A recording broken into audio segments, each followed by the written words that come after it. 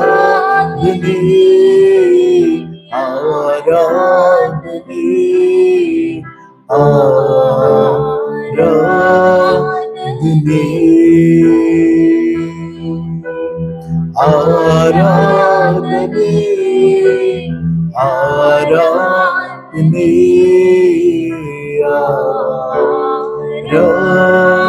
ಆರಾಧನೆ ಆಶ್ರಯವು ನೀನೇ యేసయ్య ನನ್ನ ಆಧಾರವು ನೀನೇ యేసయ్య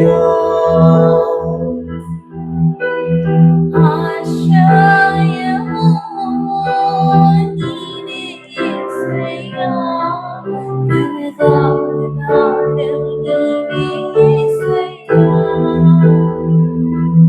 ನನ್ನ ಆಧಾರವು ನೀನೇ యేసయ్య ನನ್ನ ಆಧಾರವು ನೀನೇ యేಸయ్ಯ. ಪ್ರೀತಿಯ ದೇವಜನರೇ, ಈ ಒಂದು ದಿನದಲ್ಲಿ ಈ ಒಂದು ವಿಡಿಯೋ ಮೂಲಕ ಮತ್ತೊಂದು ಆವರ್ತಿ ನಿಮ್ಮನ್ನು ಸಂಧಿಸಲು ನನಗೆ ಬಹಳ ಸಂತೋಷ. ಪ್ರತಿದಿನ ನೀವು ಯೂಟ್ಯೂಬ್ ಮೂಲಕ, ಆ ಒಂದು ಫೇಸ್ಬುಕ್ ಮೂಲಕ ಹಾಗೂ ಇನ್ಸ್ಟಾಗ್ರಾಮ್ ಮೂಲಕ ಈ ಒಂದು ವಿಡಿಯೋವನ್ನು ನೀವು ನೋಡ್ತಾ ಇದ್ದೀರಾ. ಖಂಡಿತ ಈ ಒಂದು ಆರಾಧನೆ ಹಾಗೂ ಈ ಒಂದು ವಾಕ್ಯದ ಮೂಲಕ ನೀವೆಲ್ಲ ಆಶೀರ್ವದಿಸಲ್ಪಡ್ತಿದ್ದೀರಾ ಎಂಬುದಾಗಿ ನಾನು ನಂಬುತ್ತೇನೆ. ನಾವು ಈ ದಿನದಲ್ಲಿ ನಾವು ದೇವರ ವಾಕ್ಯಕ್ಕೆ ನಾವು ಹೋಗೋಣ. ನಾವು ನೋಹನ ಕಾರ್ಯವನ್ನು ನಾವು ನೋಡ್ಕೊಂಡು ಬರ್ತಾ ಇದ್ದೇವೆ. ಈ ದಿನದಲ್ಲಿ ನಾವು ನೋಹನನ್ನು ನಾವು ನೋಡುವಾಗ, ನೋಹನು ತನ್ನ ಕಾಲದವರಲ್ಲಿ ಅವನು ನೀತಿವಂತನಾಗಿ ಅವನು ನಡೆದುಕೊಂಡು, ತಪ್ಪಿಲ್ಲದವನಾಗಿ ಅವನು ನಡೆದುಕೊಂಡು, ದೇವರೊಂದಿಗೆ ಅನ್ಯೋನ್ಯವಾಗಿ ಅವನು ನಡ್ಕೊಂಡು ಬಂದದ್ರಿಂದ ದೇವರ ಕಣ್ಗಳಲ್ಲಿ ಅವನ ದಯೆಯನ್ನು ಅವನು ಹೊಂದಿಕೊಳ್ಳುತ್ತಾನೆ. ಹೊಂದಿಕೊಂಡಾದ್ಮೇಲೆ ದೇವರು ಇಡೀ ಭೂಲೋಕವನ್ನು ದೇವರು ನಾಶಪಡಿಸ್ಬೇಕೆಂಬುದಾಗಿ ಅಲ್ಲಿದ್ದಾಗ ದೇವರು ನೋಹನನ್ನು ಹುಡ್ಕೊಂಡು ಬಂದು ನೋಹನೊಟ್ಟಿಗೆ ಒಂದು ಒಡಂಬಡಿಕೆಯನ್ನು ಆತನು ಮಾಡುತ್ತಾನೆ, ಒಂದು ನಿಬಂಧನೆಯನ್ನು ಆತನು ಮಾಡುತ್ತಾನೆ. ಆದಿಕಾಂಡ 6ನೇ ಅಧ್ಯಾಯ ಅದರಲ್ಲಿ 18ನೇ ವಚನದಲ್ಲಿ ನಾವು ನೋಡುವಾಗ, ಆದರೆ ನಿನ್ನ ಕೂಡ ನನ್ನ ನಿಬಂಧನೆಯನ್ನ ಮಾಡುತ್ತೇನೆ, ನೀನು ಹೆಂಡತಿ ಮಕ್ಕಳ ಸೊಸೆಯವರು ಸಹಿತವಾಗಿ ನಾವೆಯಲ್ಲಿ ಸೇರಬೇಕು. ದೇವರು ಈ ಒಂದು ವಾಕ್ಯದಲ್ಲಿ ನೋಹನಿಗೆ ಅವರಿಗೆ ಏನ್ ಹೇಳ್ತಿದ್ದಾರೆ ಅಂದ್ರೆ, ಒಂದು ನಿಬಂಧನೆಯನ್ನ ಮಾಡಿಕೊಳ್ತಿದ್ದಾರೆ.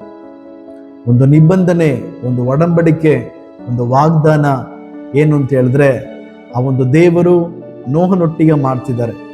ನೀನು, ನಿನ್ನ ಹೆಂಡತಿ, ನಿನ್ನ ಆ ಸೊಸೆಯಂದಿರು ಏನ್ ಮಾಡ್ಬೇಕಂದ್ರೆ ಆ ಒಂದು ನಾವೆಯನ್ನ ನೀವೇನ್ ಮಾಡ್ಬೇಕು ಮಾಡಿ ಆ ನಾವೆಯಲ್ಲಿ ನೀವು ಸೇರಬೇಕು ಅಂತ ಹೇಳಿ 19ನೇ ವಚನದಲ್ಲಿ ನಾವು ನೋಡುವಾಗ, ಇದಲ್ಲದೆ ಜೀವಿಗಳ ಪ್ರತಿ ಜಾತಿಯಲ್ಲಿಯೂ ಒಂದು ಗಂಡು ಒಂದು ಹೆಣ್ಣು ಹೀಗೆ ಎರಡೆರಡನ್ನ ನಾವೆಯಲ್ಲಿ ಸೇರಿಸಿ ನಿನ್ನೊಂದಿಗೆ ಉಳಿಸಿ ಕಾಪಾಡಬೇಕು. ಅಂದ್ರೆ ದೇವರು ಇಡೀ ಭೂಲೋಕವನ್ನ ದೇವರಲ್ಲಿ ನಾಶಪಡಿಸ್ಬೇಕಂತಿದ್ದಾರೆ. ಆದ್ರೆ ದೇವರು ನೋಹನ ಮೂಲಕವಾಗಿ ಅವರ ಕುಟುಂಬದಲ್ಲಿರುವಂತ ತನ್ನ ಹೆಂಡತಿ, ತನ್ನ 3 ಜನ ಗಂಡು ಮಕ್ಕಳು, ಅವರ ಸೊಸೆಯಂದಿರು, ಅವರು ಮಾತ್ರ ಅಲ್ಲ, ತಾನು ಸೃಷ್ಟಿಸಿದಂತ ಆ ಒಂದೆಲ್ಲ ಪ್ರಾಣಿ ಪಕ್ಷಿಗಳನ್ನೂ ಸಹ ಕಾಪಾಡಬೇಕೆಂಬುದಾಗಿ ಆತನು ಮನಸ್ಸುಳ್ಳವನಾಗಿದ್ದಾನೆ. ಇವತ್ತು ದೇವರು ನಮ್ಮನ್ನ ರಕ್ಷಿಸಿರುವುದೇನಕ್ಕೆ ಅಂದ್ರೆ ನಮ್ಮ ಮೂಲಕವಾಗಿ ಅನೇಕ ಜನರನ್ನ ದೇವರು ರಕ್ಷಿಸಬೇಕೆಂಬುದಾಗಿ ಆತನು ಬಯಕೆ ಉಳ್ಳಂತ ದೇವರಾಗಿದ್ದಾರೆ, ಆತನು ಚಿತ್ತವುಳ್ಳ ದೇವರಾಗಿದ್ದಾರೆ. ದೇವರ ವಾಕ್ಯದಲ್ಲಿ ನಾವು ನೋಡುವಾಗ, ನೀನು ನಂಬಿ ರಕ್ಷಣೆ ಹೊಂದುವುದಾದರೆ ನಿನ್ನ ಮನೆಯವರೆಲ್ಲರೂ ರಕ್ಷಣೆ ಹೊಂದುತ್ತಾರೆ ಎಂಬುದಾಗಿ. ಇಲ್ಲಿ ದೇವರು ನೋಹನನ್ನ ಮಾತ್ರ ರಕ್ಷಿಸಿಲ್ಲ, ಅವನ ಮೂಲಕವಾಗಿ ಅವನ ಕುಟುಂಬದವರು, ಆ ಪ್ರಾಣಿ ಪಕ್ಷಿಗಳೆಲ್ಲವನ್ನ ದೇವರು ಕಾಪಾಡಬೇಕೆಂಬುದಾಗಿ, ರಕ್ಷಿಸಬೇಕೆಂಬುದಾಗಿ ಅಲ್ಲಿ ದೇವರು ಚಿತ್ತವುಳ್ಳವನಾಗಿದ್ದಾನೆ. ಅಲ್ಲಿ ದೇವರು ಒಂದು ನಿಬಂಧನೆಯನ್ನ ಮಾಡಾದ್ಮೇಲೆ ಅವ್ರಿಗೆ ಒಂದು ಹೇಳುವುದೇನೆಂದ್ರೆ, ನೀವೆಲ್ಲರೂ ಆ ಒಂದು ನಾವೆಯಲ್ಲಿ ನೀವು ಸೇರಬೇಕು. ಆ ನಾವೆ ಅಂತ ಹೇಳುವಾಗ ಕ್ರಿಸ್ತನೇ ಆ ಒಂದು ನಾವೆ ಆಗಿದ್ದಾರೆ. ಇವತ್ತು ನಾವು ಕ್ರಿಸ್ತನಲ್ಲಿ ನಾವು ಬರುವಾಗ ನಾವೇನಾಗ್ತೀವಿ ಅಂತ ಹೇಳಿದ್ರೆ, ನಮಗೆ ಒಂದು ರಕ್ಷಣೆ ಉಂಟು. ದೇವರ ಕೋಪದಿಂದ, ದೇವರ ದಂಡನೆಯಿಂದ ನಾವು ರಕ್ಷಿಸಿಕೊಳ್ಳುತ್ತೇವೆ. ನಾವು ಯೇಸು ಕ್ರಿಸ್ತನನ್ನ ನಾವು ನಂಬಿ ನಾವು ಆತನ ನಾಮವನ್ನು ಹೇಳಿಕೊಳ್ಳುವವರೆಲ್ಲರಿಗೂ ರಕ್ಷಣೆ ಉಂಟು ಎಂಬುದಾಗಿ ನಾವು ವಾಕ್ಯದಲ್ಲಿ ನಾವು ನೋಡುತ್ತೇವೆ. ಆಕಾಶದಲ್ಲೂ ಭೂಮಿಯಲ್ಲೂ ಭೂಮಿಯ ಕೆಳಗೂ ಬೇರೆ ಯಾವ ಹೆಸರು ನಮಗೆ ಕೊಡಲ್ಪಟ್ಟಿಲ್ಲ. ಯೇಸು ಎಂಬ ಹೆಸರಿನ ಹೊರತು ಬೇರೆ ಯಾವ ಹೆಸರಿನಿಂದಲೂ ನಮಗೆ ರಕ್ಷಣೆ ಇಲ್ಲ.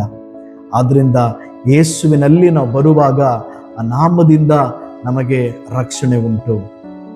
ಇಲ್ಲಿ ನೋಡುವಾಗ ದೇವರು ಆ ನೋಹನನ್ನ ಒಡಂಬಡಿಕೆ ಮಾಡಿ, ಆ ನೋಹನ ನಿಮಿತ್ತವಾಗಿ ಒಂದು ನಾವೆಯನ್ನ ಮಾಡಾದ್ಮೇಲೆ ಅವನು ಅವರ ಕುಟುಂಬದವರೆಲ್ಲ ಒಂದು ನಾವೆ ಒಳಗಡೆ ಬಂದಾದ್ಮೇಲೆ, ಪ್ರಾಣಿ ಪಕ್ಷಿಗಳೆಲ್ಲ ಬಂದಾದ್ಮೇಲೆ ದೇವರು ಏನ್ ಮಾಡೋದಂದ್ರೆ, ನಾವೆ ಒಳಗಡೆ ಇದ್ದುದರಿಂದ ಆ ಒಂದು ನಾಶನದಿಂದ ಅವರೆಲ್ಲರೂ ಕಾಪಾಡಲ್ಪಟ್ರು. ಇವತ್ತು ಸಹ ನಾವು ಕ್ರಿಸ್ತನಲ್ಲಿ ನಾವು ಬರುವಾಗ, ಕ್ರಿಸ್ತನನ್ನ ನಂಬಿ ನಾವು ಕ್ರಿಸ್ತನಲ್ಲಿ ಬಂದಾದ್ಮೇಲೆ ಆತನ ನಾಮ, ಜ್ಞಾನೋಕ್ತಿ 18ನೇ ಅಧ್ಯಾಯ 10ನೇ ವಾಕ್ಯದಲ್ಲಿ ಹೇಳ್ತಿದೆ, ಯೆಹೋವನ ನಾಮವು ಬಲವಾದ ಬುರುಜು, ಶಿಸ್ತನು ಹೋಗಿ ಅದರೊಳಗಡೆ ಏನಾಗ್ತಂದ್ರೆ ಸುರಕ್ಷಿತವಾಗಿರ್ತಾನೆ ಎಂಬುದಾಗಿ. ಆ ಯೇಸು ಎಂಬ ನಾಮದಲ್ಲಿ ನಮಗೆ ರಕ್ಷಣೆ ಉಂಟು. ಆತನಲ್ಲಿ ನಾವು ಬರುವಾಗ ನಮಗೆ ರಕ್ಷಣೆ ಉಂಟಾಗ್ತದೆ. ಈ ಲೋಕದಲ್ಲಿ ನಮಗೆ ಒಂದು ರಕ್ಷಣೆ ನಮಗೆ ಬಹಳ ಅವಶ್ಯವಾಗಿದೆ. ಆ ರಕ್ಷಣೆ ದೇವರು ನಮಗೆ ಉಚಿತವಾಗಿ ದೇವರು ನಮ್ಗೆ ಕೊಡುವಂಥ ದೇವರು. ಅದನ್ನು ನಾವು ಮಾಡಬೇಕಾಗಿರೋದು ಒಂದೇ ಒಂದು, ನಮ್ಮ ಬಾಯಿಂದ ನಾವು ಯೇಸುವೇ ಕರ್ತನೆಂದು, ದೇವರೆಂದು ನಾವು ಅರಿಕೆ ಮಾಡಿ ನಾವು ಹೃದಯದಿಂದ ನಾವು ನಂಬುವಾಗ ನಮಗೆ ರಕ್ಷಣೆ ನಮಗೆ ಉಚಿತವಾಗಿ ದೇವರಿಂದ ಸಿಗುವಂಥದ್ದಾಗಿದೆ. ಹಿಂದೆ ನಾವು ಆತನ ಹೆಸರನ್ನ ನಾವು ಹೇಳಿ ಆತನನ್ನ ನಾವು ನಂಬೋಣ, ನಮಗೆ ರಕ್ಷಣೆ ದೇವರು ಕೊಡುವಂಥವರಾಗಿದ್ದಾರೆ. ದೇವರ ವಾಕ್ಯದ ಮೂಲಕ ನಿಮ್ಮನ್ನು ಆಶೀರ್ವದಿಸಲಿ. ಆಮೆನ್.